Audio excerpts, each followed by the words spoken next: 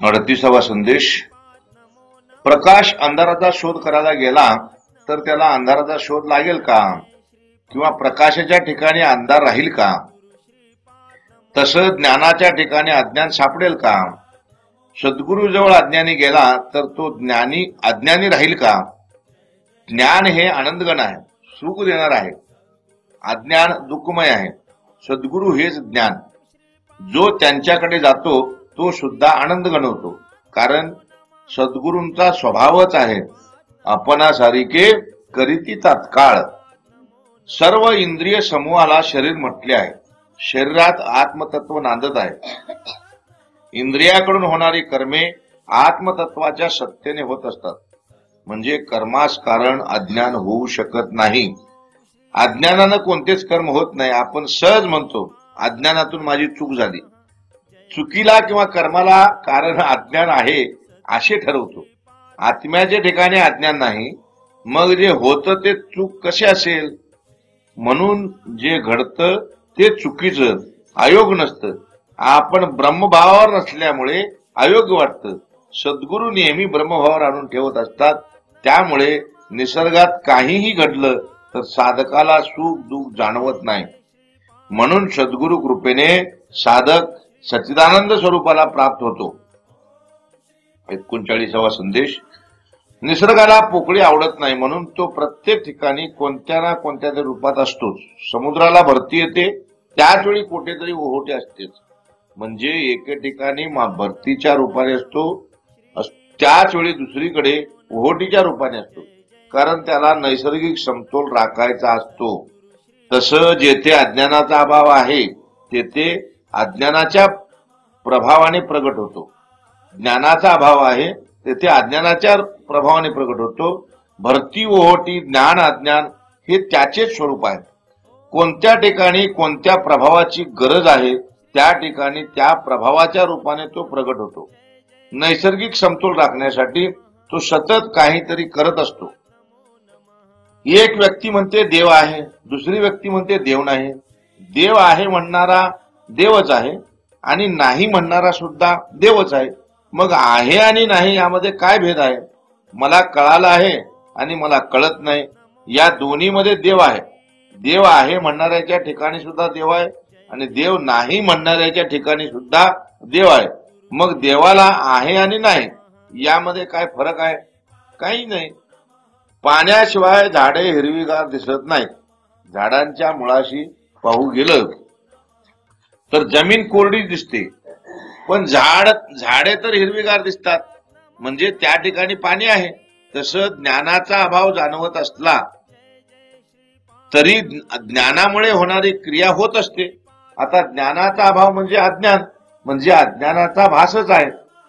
संत निसर्गाचा धर्म जाणून असतात, म्हणून ते अज्ञानाच्या प्रभावाने खचून जात नाहीत किंवा ज्ञानाच्या प्रभावाने उतून जात नाहीत. त्यामुळे दिवस रात्र सुख दुःख त्यांना सारखंच असतं.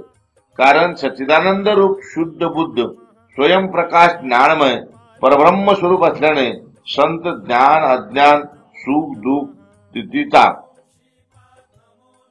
ब्रह्मविचाराने निराश करून घेऊन सच्चिदानंद परब्रह्माशी समरस झालेले असतात. त्यामुळे त्यांच्या जवळ ज्ञान अज्ञानाच्या अस्तित्वाचा उदय किंवा लय नसतो. म्हणजे त्यांच्याकडे ज्ञान अज्ञान हा भेद नाही.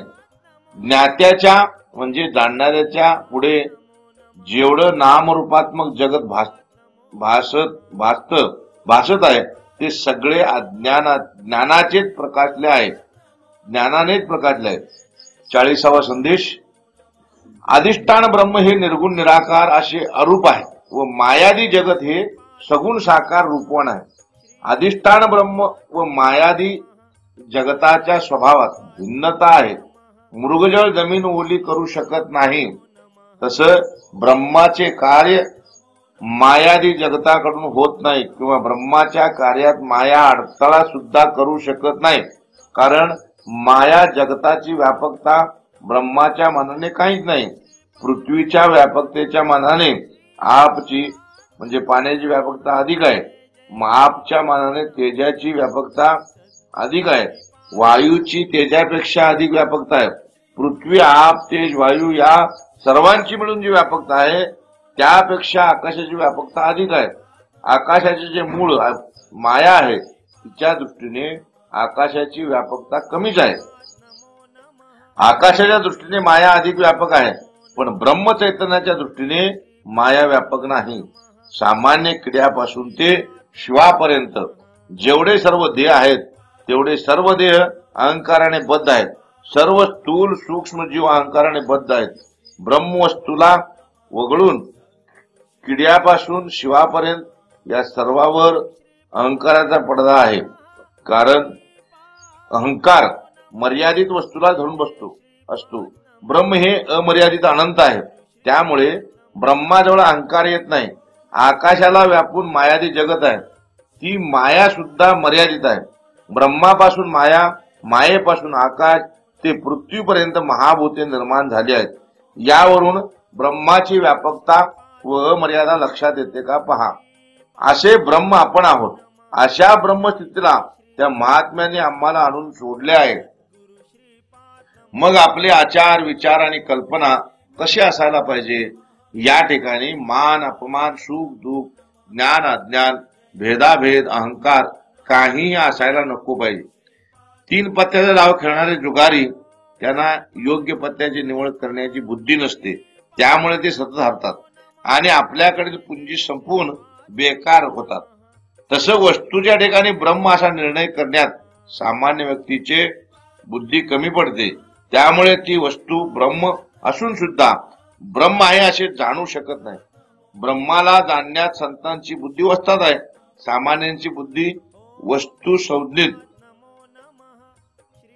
ब्रह्माला जाणू शकत नाही.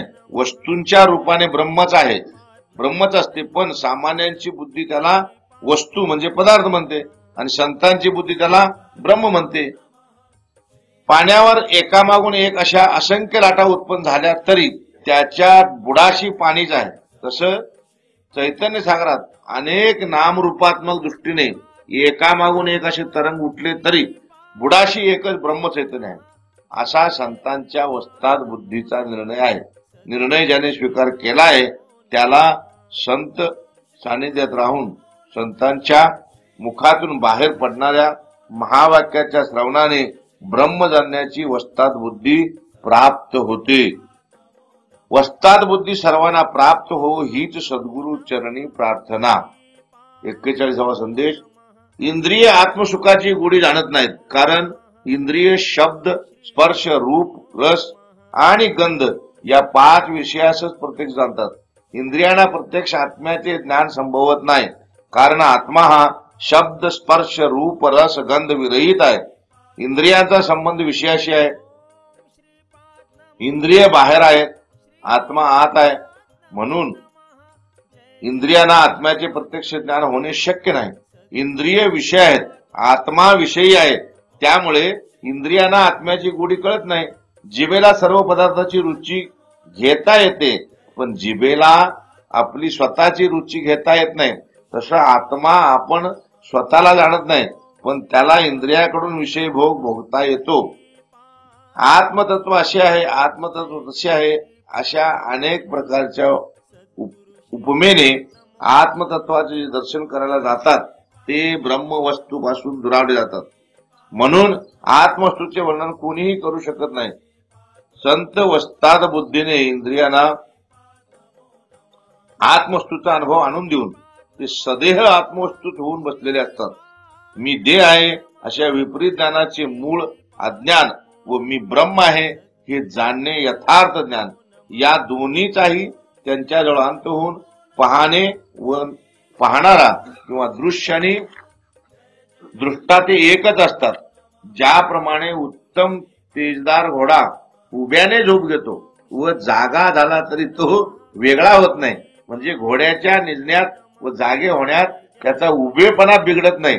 किंवा जसे लाटांच्या रूपात पाणी आपणच आपल्याशी खेळत असतं, तसे प्रिय वस्तूचा स्वीकार व अप्रिय वस्तूचा त्याग त्यांच्याकडून होत असेल तर तरी संतांच्या चैतन्याचा ऐक्यभाव बिघडत नाही.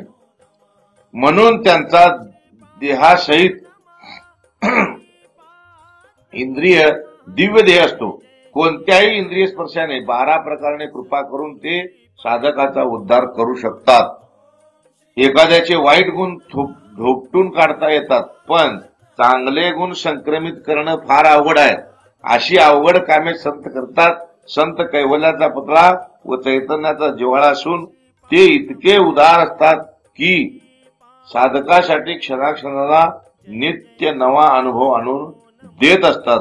त्यामुळे उघडे परब्रह्म सद्गुरु मूर्ती असे म्हणून साधक सदैव त्यांच्या सान्निध्यात असतात. 42वा संदेश.